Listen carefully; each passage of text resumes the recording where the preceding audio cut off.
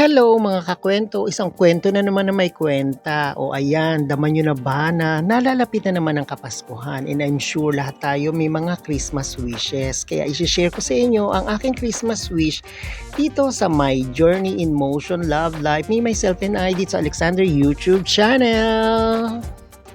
Sigurado ako lahat tayo may mga Christmas wishes o yung mga ninanais natin dito sa buhay. Ako, isa sa mga bucket list ko ay yung makapunta sa bansang Japan. Pero syempre, hindi naman agad-agad natutupad ang kahilingan. Kaya, idadaan ko muna siya dito sa isang Japanese food restaurant. So, nag-crave muna ako ng Japanese food. So, kahit papaano, mapipil ko na rin na para na rin akong nasa Japan. Hindi ba't ganun din tayo? Meron tayong mga pangarap na hindi agad-agad natutupad. Pero ginagawa natin ang paraan para ito ay masa ikatuparan. Kaya ako ito, nag-Japan muna dito sa isang Japanese restaurant, sa isang pagkainan dito sa Timog Avenue. Hindi ba't gagawa natin ang paraan?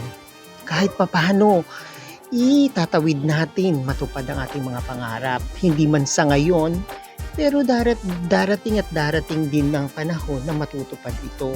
Pero yun nga, lalasapin ko muna ang pagka-Japanese ko dito sa isang restaurant sa Timog.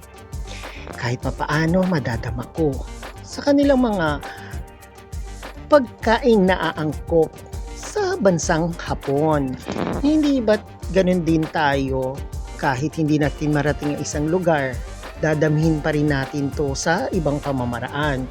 Kaya binigay ko sa pamamagitan ng pagpunta dito sa isang restaurant. Kahit papaano na-feel ko ang pagka-Japanese o nakapunta sa Japan. Kaya kahit sa simpleng pamamaraan, ang ating munting kahilingan ay maisakatuparan.